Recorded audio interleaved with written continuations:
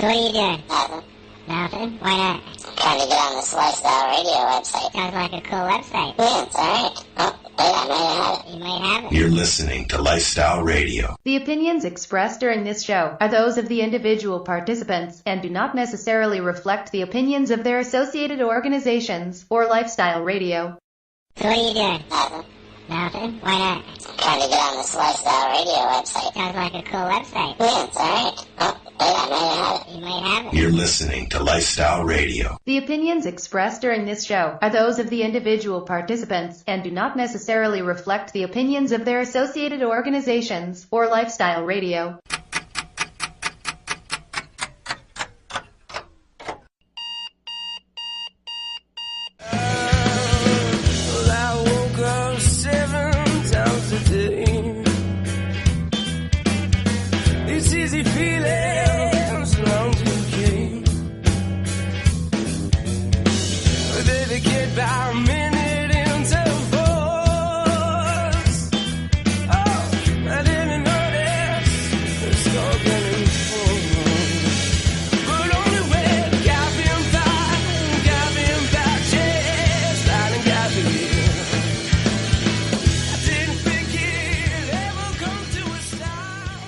Good morning, everybody, and welcome to Cannabis and Coffee with me, Tamarijuana.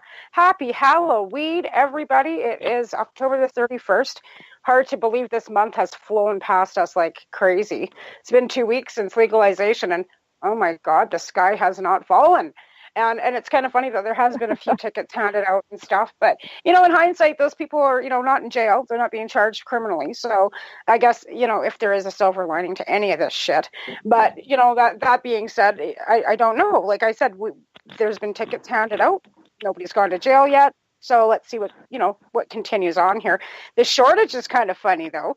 Like, when you think about the fact that all these legal stores have got no stock, I'm kind of like giggling my face off, but that's another story altogether. This morning, I have, she's a friend of mine, too. I've known Ashley for probably 10 years, too, or close to it. We first met, I guess, back during the Mark Emery days of the farewell tour. I had Mark and Jody to the University of Lethbridge back in 2009, I think it was. And that's when I first met Ashley. Since then, she has moved on to the island and as a patient herself, but also became a consultant in one of the dispensaries on the island. So good morning, Ashley. How are you? Good morning. I am doing really, really well this morning. How are you doing? Well, it's Halloween. It's my favorite day of the year, so I'm good. Absolutely. Well, besides my husband hitting a deer and totaling off our truck last night, but thankfully ICBC's come through this morning and things are moving along. So he's not good. It will be okay, and he's okay, and that's the main thing. But it's the main thing. Yeah, but Halloween's good. So I'm going to get back to what my usual questions are: who, what, where, when, and why. So who are you, and why did you get involved with cannabis? Well, my name is Ashley Paceana. I got involved with cannabis about 15 years ago, really heavily. I was trying to treat my epilepsy using non-conventional means, and I've had plenty of success with that, actually. But when I had met you, I was just really starting to get to know cannabis and everything that it could do for me personally. And you and Mark really kind of opened my eyes up to the world of ingestibles and how to go about making them. And it's really been an eye-opening experience over the last 10 years. It's been wonderful to be seizure-free for the last 10 years. And I was having about 10 seizures a day prior. So it's really been something that has changed my world completely. Moving out to the island, I had the opportunity to become a consultant, as you said.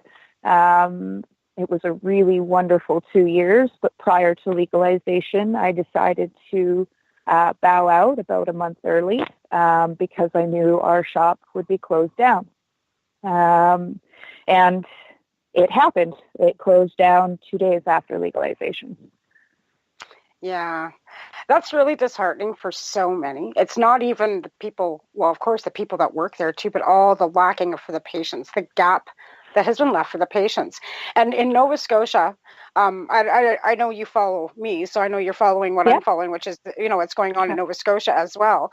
And, the absolutely. shops have been, shut down. Heidi's been arrested. Higher Living is, but yet Chris Enns is still working out there. So Yeah. Farm Relief is still working quite diligently out and on the East Coast. Sorry.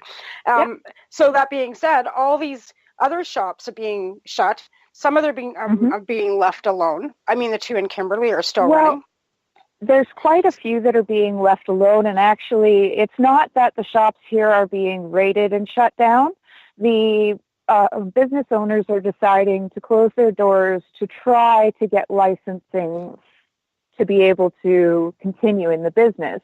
The problem is here in Nanaimo is that the city council has basically shot down everyone except 5 that they're allowing to proceed. The province has just put in an application for 2 pot shops here, and really, I'm really disappointed in how the government has gone about things. It's been really backwards. They've completely disregarded the medical aspect of things. Thinking that it's like alcohol and they can treat it like alcohol when they really shouldn't be. There's so much more to it than that. I've gotten several phone calls from several of my longstanding patients when I was a consultant. They phoned me after legalization.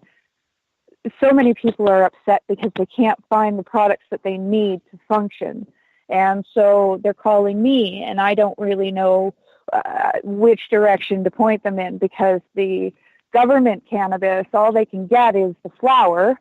And with that, you don't actually know what you're getting, because on the government sites, they're putting the THC content anywhere from 10 to 20%, or anywhere from 10 to 25%. Right. And that's a big difference. That's a really big difference to not know what you're getting. I noticed that on Broken Coast. I went onto the website yesterday to see how much the prices for patients had gone up, because I am licensed, unfortunately. Anyways, everybody knows why I had to do that. But anyway, the prices are about the same. But they've also changed before it was more specific. It was like 17 to 23%. Now they've widened that gap as well, even for the patients. I noticed that some of the stuff that's available in the legal BC store, that's not available to us, because it says coming soon on the bottom end of it, where I've seen these strains already available in the BC stores. So our patients aren't getting the availability to some of the strains. They're putting them out to the licensed stores first. I'm thinking, I didn't put an order in because I just can't afford to right now, quite honestly. And with the mail strike, and even with the mail strike, it's kind of hit and miss. Like I said, I've been waiting for packages from the coast for weeks, or a week and a half now. Nothing seems to be moving. So, do I put an order in, tie up $200 to get meds, or do I go up to Kimberley? And like I said, Kimberley's running. They're not running with licensed production cannabis. They're running the same way they always have. But their prices have jumped significantly as well, where, but there's a wider range. There's $5, but there's always, up to $16. That is, like I said, those have drastically increased. They are charging GST, no PST, and no federal, just the GST on it. And, I don't know, but I'd rather go see them than go to Cannabis, to the other store. Oh, absolutely. Well, and we actually have a couple of dispensaries here who have decided that they're going to just keep toughing it out. And kudos to them, because really the prospect of a maximum of 14 years in prison for running a dispensary is not something that's appealing to me personally. So, but really they are... I still go to them because I can't afford to buy through the government. Their prices are so much lower, and they're not charging exorbitant tax. They're doing the basic flat rate tax that should be put onto something like that. So it's really something to behold, to watch it from this side of the country, and to see it go from, 20 shops in this town alone down to 3 max, and people are upset. They don't know where to get their meds. There are hundreds and hundreds of elderly people that I helped in that 2 years that I was consulting that are now without meds because they don't know where to get it. I think that's one of the main issues. If the government had been thinking at all, they could have gone into each and every one of these shops, tested all the product, made sure that it was clean and safe, and slapped a license on them. If they weren't running things properly or above board prior, then they could have been shut down. It's simple as that. And really, a lot of the shops here were running things the way a regular business is run. So I don't think it has anything to do with so much as the business being run. I think it's where they get the product from. Because let's face it, the dispensaries get their product from craft growers, which might not be licensed production, right? And I think that's the main issue. They can control what goes on in the dispensary, but they can't control what goes on in a grow room. Well, and the amazing thing is we got higher quality product from our growers that have been growing 40 and 50 years that don't have a license than we ever did getting from growers that have only been growing the last 5 years, say. So it's really, I mean, there is a way that the government could have done it where it wouldn't have created this shortage, so to speak. And I don't know if you read in the news, but now they're wanting to bring in shipments of cannabis from Colombia just to keep up. And the fact of the matter is where's that cannabis coming from? It's not coming from some clean manufacturing plant. It's coming from probably a cartel. And really, that's not okay. So the government wants to ban black market here, but well, that's what I mean. If you're going to support a cartel, at least support the local cartel. You know what I mean? Right? Exactly. Like if you're going to actually do it and then give it back, I think my feeling on that is they should have gone backwards. Instead of licensing just big production sites, they should have gone to the growers first. Not even looking at the entity of the stores and where the stores were getting from. They should have taken that information and then gone to the illegal growers first and said, hey, we're going to put this program together. What can you do? And let's get these growers licensed and legal so that we have the supply first. And then, so they should have stepped backwards. Instead of going and worrying about getting distribution out, how about getting supply? Yes, exactly. Well, because without supply, how are you going to distribute? We're stuck in this. We're stuck in it. We have no way to get product that's good and clean and reasonable because the government has now stepped in and said, we are taking over. And unfortunately, there's not a whole lot you or I can do. We can still keep trying to fight the good fight, but I mean, it seems like a losing battle now. Now that the government has taken over and they're really monopolizing because they're pressing forward their applications before anybody else gets any applications in, at least in BC here. In Alberta, it's a different story. Yeah, I knew. In Alberta, it's a way different story.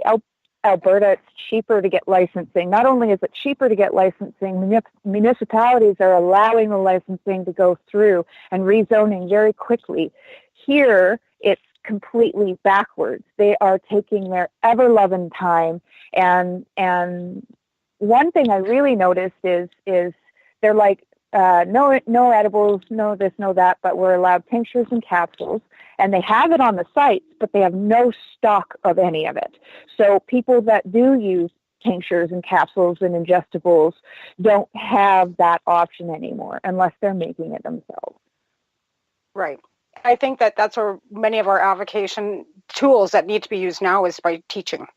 Where our hands are tied. When you say, well, there's nothing more we can do, we can start teaching, giving our knowledge. And that's, where I'm kind of seeing it out is like, I can't sell my candies anymore, but I can teach everybody and their dog to make them. You know what I mean? Mm-hmm. And make it so that people can, smaller dosing so that they're not having to make a huge batch like I do and break it down so they only have to make a dozen candy, which will last them a week or whatever, right? Oh, absolutely. But that's where the knowledge that we've absorbed over the last years to be given back to the layman. But let's go backwards a little bit more. So you worked in a dispensary on the island for 2 years. Yeah. And how did you get progressively, like I said, because how did you see the progression go? Like when it first started, was your boss going to stay open? Was she going to stand firm, or was she always thinking in the back of her head, we're going to have to close? Is she going for provincial licensing, or is she just not going to bother? At this point, I'm not quite sure what she's planning. As far as I know, she's attempting provincial licensing. However, I mean, I knew that the shop was going to eventually close, even if she wasn't quite sure. She really wanted to keep open. She really did. I know she did. Her heart and soul was in that place. Yeah.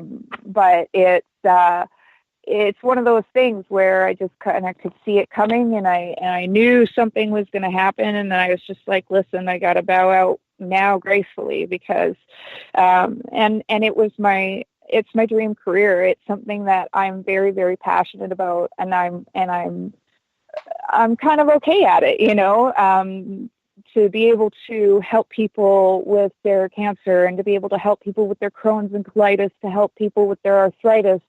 The list goes on and on and on, and being able to watch somebody get out of their wheelchair for the first time in years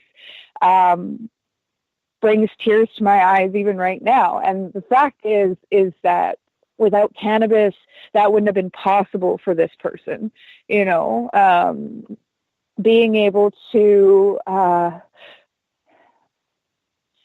people and educate people that THC isn't a bad thing. When people come in and they were so scared to take anything cannabis, they were adamant that only CBD was what they wanted. And so I let them try the CBD, and we decided together. And I always made sure to progressively go through it with the patient.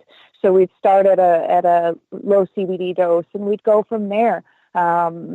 And sometimes it took a few tries to figure out exactly what the dosage was, but usually a 5 and 5 was sufficient for most of the customers dealing with chronic pain, wanting to get off of opiates. Sometimes a higher dose was necessary, especially for long-term opiate users, like Oxycontin and morphine and Percocet and all of those narcotics. So getting these people off of those meds using cannabis, being able to do that for 2 years was really something that I wish I could continue now. I want everybody to know that it is something very worthwhile looking into if you are on a bunch of medications and you don't want to be taking all of those medications anymore. But always walk through it with your doctor or somebody who's informed, and that's really all I can recommend. Watching people start to panic when they were told legalization wasn't exactly what the government was telling everybody through the media was heartbreaking and heart-wrenching, because them knowing that they wouldn't be able to get the products that they need anymore without going about it illegally that's a tough pill to swallow. It totally is. There's so many of them as well, even here, because even if you go, like I said, to the stores now, there's no THC, there's no extracts, there's no edibles available anymore in any of even the stores that are running illegally. I mean, they're pushing the envelope as it is with having flour in there, but they're not pushing it that far. Because even the CBD caps and stuff that were available at one time are not available now either. So, and that's disheartening. I mean, like I said, so again, the knowledge that we have, the ones that have the ability to teach people to bake. I mean, it's not hard. If you can bake a cookie, you can bake a cookie, right? And extracting stuff, out of making out of butter is not toxic. Like, you're not going to blow your house up infusing butter, So, these are things that we can pass on to, the patients because trust me, I know exactly how people are feeling. It's just kind of exuberating from everywhere how the patients are feeling. And it's so unfortunate, because there is there is still that market though. Like, let's face it, if you really want to find something, people are going to find it. You can find it. Oh, absolutely. Absolutely. And really, to find edibles right now it's as easy as going on your computer. Let's face it. You know what I mean? Right. So, Yeah. I mean, there's a little bit more work involved than that, obviously, because they got to check your ID and all of that stuff. But really, it's as easy as going on your computer. So, I mean, there is that, but it's still highly black market. And if you are caught, I mean, there's going to be fines or possible jail time when it comes to the edibles, because the edibles are still illegal. Yeah, and not like, except for patients. Like, to be clear Except on for that, patients. the Smith ruling, right? The Smith ruling did give patients to consume in any form. You can't purchase them legally, but it is so hard now to find any doctor to give a prescription now, specifically because legalization came into play. So because it's recreationally available, I've been told by doctors now that there's no chance that they'll give a prescription, because somebody can go out and get it recreationally. So why do they have to? Well, this is now the thinking. They can't. But that's the argument for the doctors, because they can't. They cannot access edibles. They cannot access capsules. And doctors don't want us smoking cannabis, right? So the argument for people is, we can't access our caps. We can't access But as you know, how hard was it for you to get your prescription renewed from your doctor? Right? Oh, I didn't. She refused. There you go. I know exactly. I had my general practitioner here in Cranbrook sign. She refused when I went for my renewal. Hence why I had to go through a licensed production, because I didn't have the money. Like, we're not rich people. Doctors, I could get a PPL through a clinic. It's going to cost me, a few bucks. But, you know, I didn't have the money at the time. I have a child. I mean, everybody knows the story. I had to get a licensed production license. It's just the way it was, because I want to cover. Absolutely. I'm sorry. I have a child. You need to have a business. Right? I have to have covered. So that's why I think a lot of people are still looking for licensing, because the fact, even though it is legal, they still want to be able to access things that recreational market can't. And Absolutely. And I know there are clinics being done regularly for licensed production at no cost to the patient too, right? Well, and there's sign up for licensed production. Yeah, exactly. Well, and then there's also a few online doctors that will go over Skype with you, even here in Canada, and do the prescription over Skype. But again, you do have to sign up with an LP. Yeah, that's so. On that note, we're going to take a quick break and play a song, and then we'll come back and talk more about that, because that's something I think that people need to understand, that there are doctors out there that will charge you money, and you can get a PPL. It's going to cost you, but you can get it. It's not unreachable anymore, even though our doctors are, not willing or wanting to. There are doctors out there, and we'll talk about that when we come back. I'd like to thank my sponsors, who are 12 High Chicks Magazine, Maritime United for Medical Marijuana, the Haley Rose Foundation, and Canadian Therapeutic Cannabis Partners. Our song is going to be Mad Professor and Lee Perry, Reggae Voodoo. We'll be right back. Hey, this is Cheech. And this is Chong. And you're listening to Lifestyle Radio. What is it? Lifestyle Radio. Say it one more time. 420 Radio? Ooh.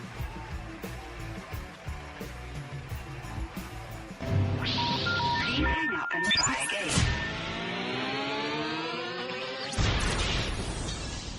You're listening to Lifestyle Radio.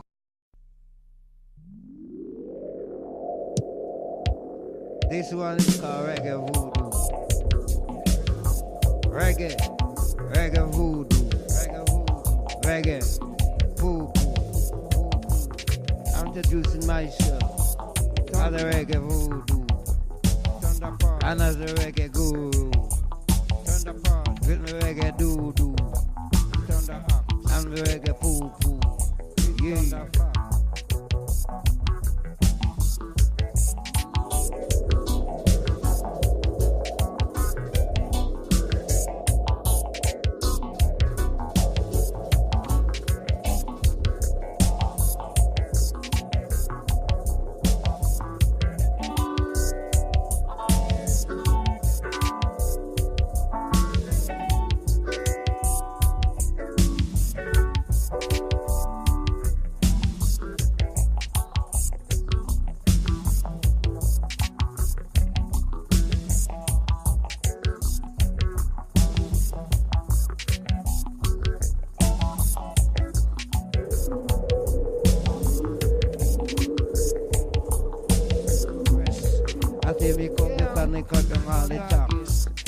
Jamaican I know to chop up all the vats.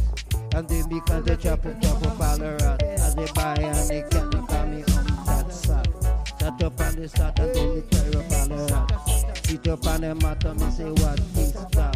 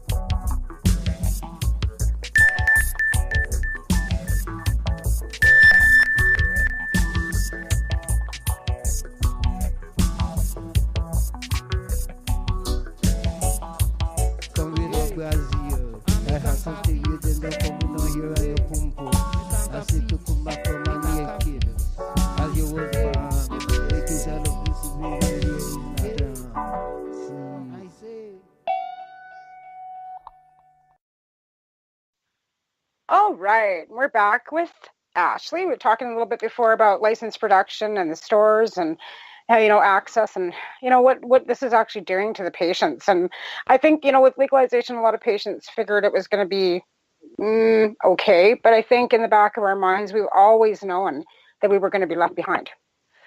Yeah, so that absolutely. being said, so we were talking a little bit about epilepsy a little bit too, and you were talking about Haley. Yes, Cheryl has been a guest on my show a number of times, and I know personally too. Haley is amazing, and Cheryl's done amazing things with her. So you go ahead and tell everybody what you wanted to say. Well, when I first heard about Cheryl and Haley, it was years and years and years ago. When I had found out that Haley was going to be one of the first young people in Canada to use cannabis for her epilepsy. I'm not exactly sure where I read it, but I know it wasn't from you because it was just prior to you. Basically when I had found out a little bit about what Cheryl was doing for Haley, that's what kind of really turned me on to the knowledge that cannabis was usable for seizure control. And not just CBD, but THC with that CBD. You can't really have the benefit without the full plant, is what I've experienced personally anyways. It doesn't need to be as much THC for me, but I do still need it there. So the fact is that Cheryl and Haley are both really amazing people because they have changed so many lives, even if they don't know it. It's given me my life back, as I said, and that's something that you just can't put into words. So thank you to them if they're listening. Cheryl might be listening. She's been pretty busy. Haley was having seizures yesterday again too. And I kind of keep watch on her page too, because I've known them since. Well, I was actually the trip that got them out to Ottawa to get Haley her first, the renewal from the first licensing was the year that I went out to Toronto or out to Ottawa to get my license. So that was 2011. And that's when I first met Cheryl and Haley then. And she's come a long way. She's 22 now, and we got her on a keto diet, and she's doing okay, And then we've got, we also have Russ and Christine on the other end of the country, and Christine is suffering severely. She's had a seizure after seizure, even with cannabis. It seems to help, but it doesn't eliminate them completely, take it away. Right? So, Yeah. It's different for everybody. And I mean, that's something really I want to is. iterate to everybody, is that cannabis isn't for everybody. It is for some people. It can help people and it can hinder people. Like I said, I hate to say that, but it's medication. Even with the recreational market coming out, for some people it should still be treated with care. Absolutely, but it should always be treated with care, and you should always have some knowledge before you just go out and take it, smoke it or ingest it or whatever. I've had plenty of people that came into the shop when I was working that had zero knowledge, and they were like, I want your strongest edible. And I'm like, I'm not giving you 600 milligrams of THC because you don't know what you're doing. I am sorry to be that blunt, but in all reality, like 5 to 10 milligrams is really all you need, especially for your first time. I experienced really bad green out from my first time because I decided I ate a couple of cookies my first time too. I probably should have only eaten a quarter of one. And then because I had no access to any more munchies, I had like 16 more cookies. And I greened out so hard, I was just messed up for hours and hours and hours. The room was spinning. I felt like I was going backwards on a roller coaster. I was throwing up. It was awful, but I knew I wasn't going to die from it, So I wrote it out, and that was it. And I learned. I was like, don't ever do that again. That's a stupid move.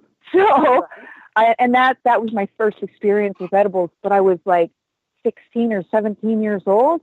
And so learning from then and starting to progressively use ingestibles more so for medical purposes than recreational, because I did start out as a recreational smoker when I was a teenager. And probably not the best idea as a teenager to be a smoker of any kind, but that was my life choice. And anyways, off topic.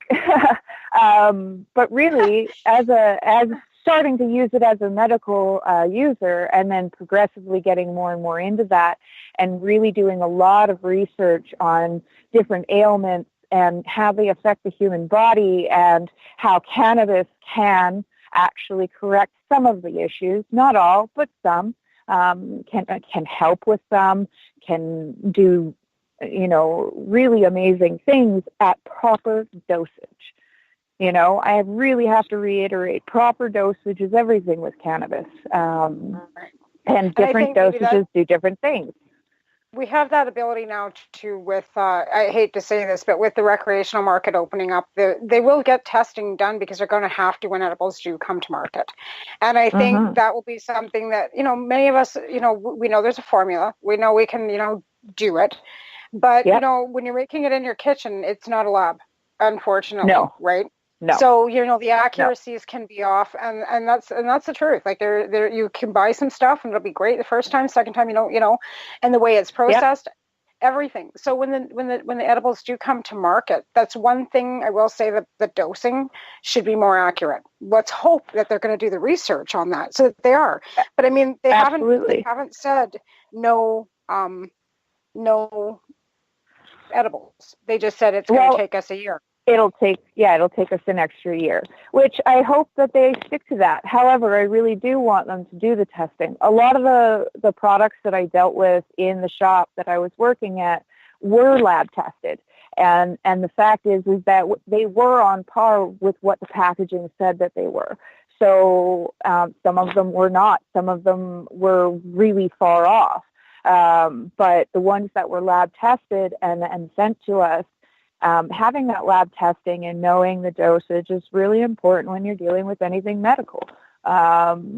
Even recreational, you need to know that dosage because, again, 5 to 10 milligrams for a new user is more than sufficient. So having access to lab testing and making sure the edibles are dosed properly and all of that is really important. And I do hope that they get it done that way rather than screwing the pooch, so to speak. Right. We're going to take another quick break and we'll come back and talk a little more about that because like we were talking about before, edibles will be on the market here in the next little bit. It's going to take a year. But we'll talk about why and what and everything when we come back here. We have to take another quick break. So I'd like to thank again my sponsors who are 12 High Chicks Magazine, Canadian Therapeutic Cannabis Partners Society, the Maritimers United for Medical Marijuana, and the Haley Rose Foundation. We're going to listen to Bob Marley and the Wailers, Dumpy Conquer. We'll be right back. Are you looking for cannabis news, education, and people's opinions? Are you looking to learn what Canadian and international cannabis advocates are doing, not only now, but what got them to this point in their lives, and what does the future hold for them? Do you want to learn how patients are using cannabis as their daily medication, or learn how their cannabis use helps them with their medical condition? If you answered yes to any of these questions, then I'm going to suggest to you to tune in to Lifestyle Radio. Catch their live weekly shows and have your questions and concerns answered and find the experience you're looking for. Monday, catch your weekly news broadcast with the Reef Reporters. Then on Wednesday, get several hours worth of cannabis public education. We get things started with Cannabis and Coffee with Tamarijuana. Then tune in and catch Pottawa with Russell Barth, who calls himself the world's angriest pothead. Finish up your evening with the award-winning Pace Radio Show with Al Graham and joint host Kim Cooper and Alicia Yashishin. No week would be complete without tuning into Friday night's program, the 420 Radio Show featuring Al Rapp and the 420 Radio crew, Mary Jane Baker and Marcel Gignac. Cannabis is a lifestyle, and you can catch all your cannabis lifestyle information right here at lifestyleradio.net or at our sister site, 420radio.ca. You're listening to Lifestyle Radio.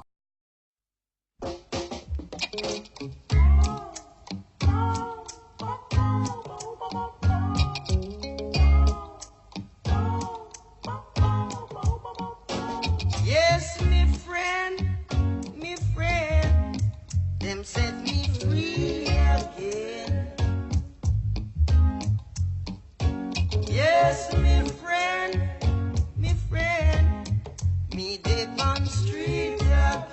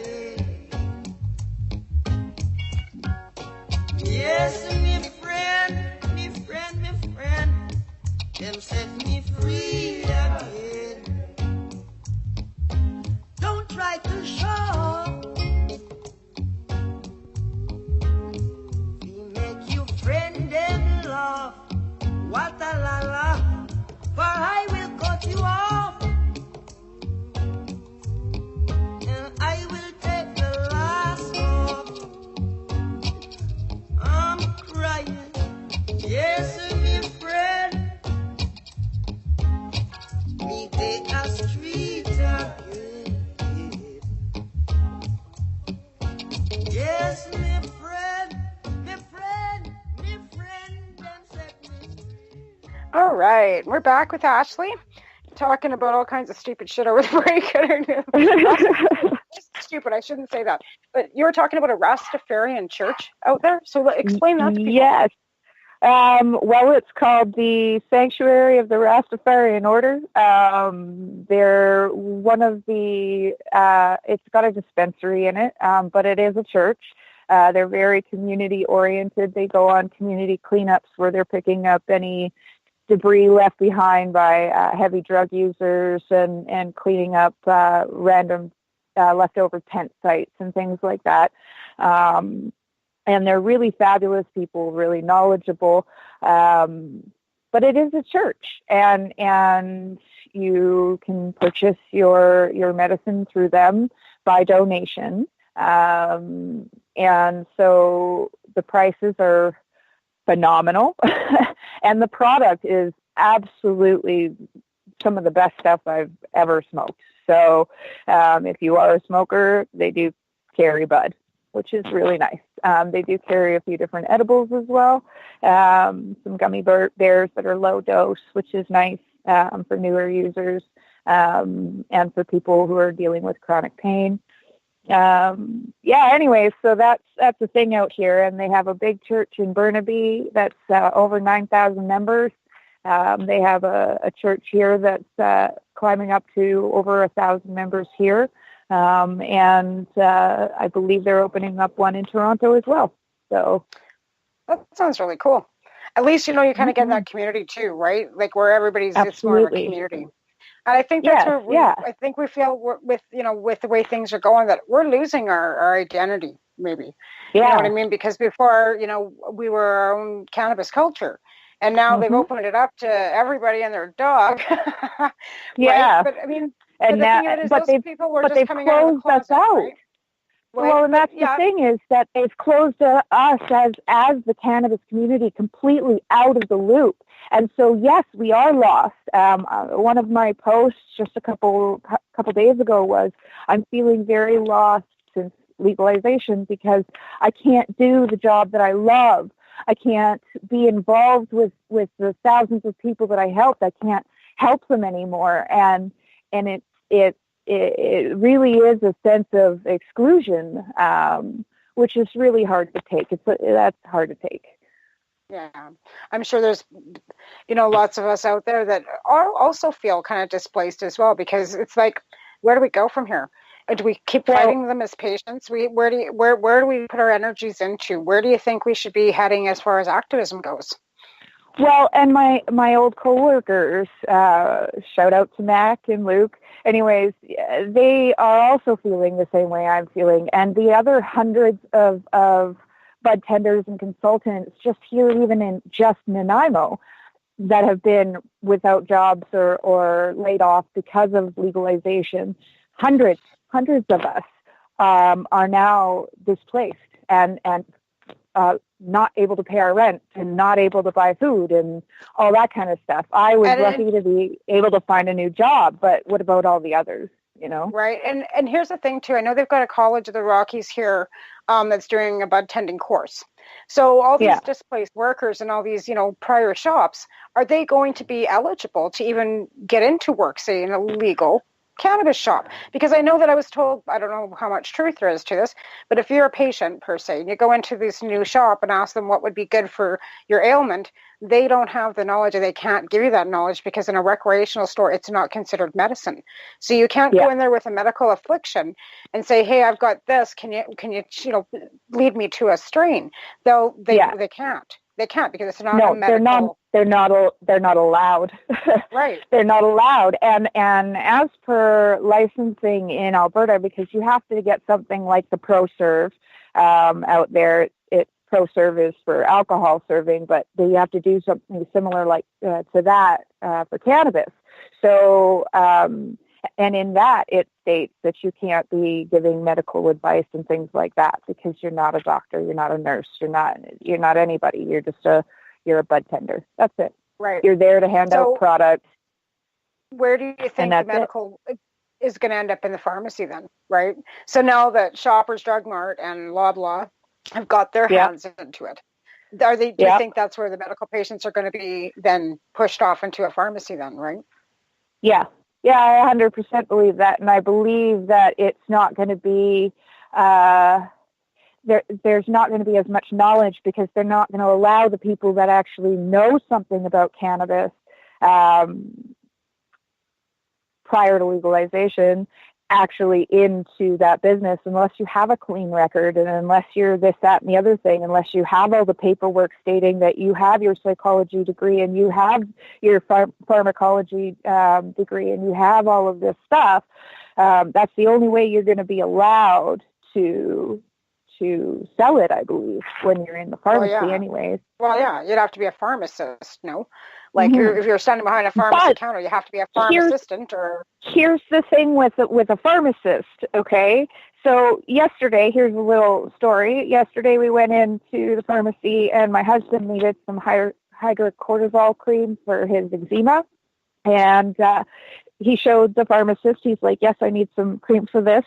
And she looks at it and she's like, well, I don't know what that is, but I could maybe let you know what you could use on it. And I'm looking at her like he doesn't need to know what it is. He knows what it is, but to be that adamant that you have no clue and you can't really help when you're a pharmacist doesn't give me a feeling of faith in that line of work. Do you know what I mean? Yeah. So, I know that they've been given the ability to write prescriptions. Pharmacists have, I think, and I don't know if it's here in Alberta. I know they were, right? So yeah, they should know what the affliction is, what they're writing the prescription for. You'd think. Yeah. Oh, absolutely. You'd figure, but I don't know. It just didn't give me a whole lot of faith, and so when it comes to cannabis, I'm really wondering how people are going to obtain the proper knowledge, because there is a lot of garbage out there. You go online, you can find anything you want online. You can find it in a positive light or you can find it in a negative, and cannabis is no different. So the fact is that the negative far outweighs the positive just because it has been under prohibition for so long, right? So you're hearing more about the propaganda and less about the actual research. But there's some phenomenal research that's coming out of Israel. There's some phenomenal research that's coming out of a few different universities in North America. So I really believe that if people seek the true knowledge, I really hope that they do, at least, because the propaganda that's out there right now is absolutely mind-numbing. It's mind-numbing. Yeah. The Senate hearings leading up to legalization, hearing all of those old men scream and shout, save the children. And I'm like, listen, cannabis is saving children. What is your problem? So, but I do understand that, not everybody should be using it. And not every child should be using it. And children in general, unless they have severe medical issues, shouldn't be using it. Case in point, when my son got hit by a car back in March, he broke his back in 4 places and dislocated his hip and broke his shoulder, and he had lots of road rash. And in the hospital, they wanted to give him morphine. And for the first 2 days, I allowed that. And then after that, I had a sit down with the doctor, and I said, listen, I don't want him to be on this stuff any longer than necessary. So we weaned him off, but started giving him CBD with a little bit of THC for his pain. And that worked far better than the morphine that they were pumping into him. Yeah. And he was lucid and he was able to talk. And that was with the doctor's blessing. So that gave me some hope.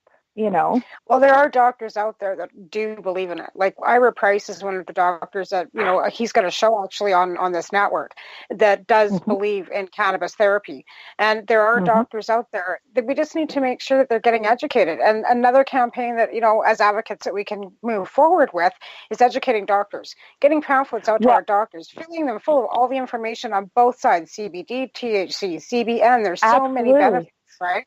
Absolutely. So there's a few doctors here that as a consultant I was dealing with personally, they would send their patients to me, and I would go through their medical history and we would talk about their options with cannabis and And this is all with their doctor's blessing and their doctor's help. We had several doctors come in and spend time in the shop to see how we run things and then make sure that the product was good and that kind of thing. I had palliative care doctors calling me from across Canada because we had patients from across Canada that we were dealing with, and they were calling me for dosage instructions and what types of products would be more beneficial for their patients above others and that kind of thing. So, I mean, it really is it's such a neat thing to be able to give that knowledge on to a doctor, you know? Yeah. Well, the doctors, the thing of it is that doctors know. They want to know. But the college, physicians and surgeons are the ones that are saying, but don't sign those papers. Like, I don't know how many people have told me, I've told my doctor, what I'm using, and he says, whatever you're doing, keep doing it. But when it comes down to the time to sign his name to that piece of paper, they refuse. They can't. Yeah, because they are scared to lose their license because of what the college has said to them. Exactly. And I know I sent a letter off to, as the director of Canadian Therapeutic, to the BC College of Physicians a couple of weeks ago, asking them what their stance was on medical cannabis, and I wanted an answer because I'm a patient advocate as well. And we're going on 3 weeks with no response. So to me, and I don't really think you're going to get one. Well, that could be too. But like I said, go ahead. Yeah, they don't really have. See, this is taking out of the pocket of Big Pharma, right? And the College of Physicians and Surgeons has too much to lose if they start saying that, yes, cannabis is good and it can be beneficial. They have so much to lose. I got off of 8 different opiates using cannabis alone. 8. I was on Oxycontin 80s, Percocets, Baclofen, Flexerol. I was on Ciprolex. I was, the list goes on. And when I moved to the island with the knowledge that cannabis was available to me. And that's why I moved here, because cannabis was available to me widely.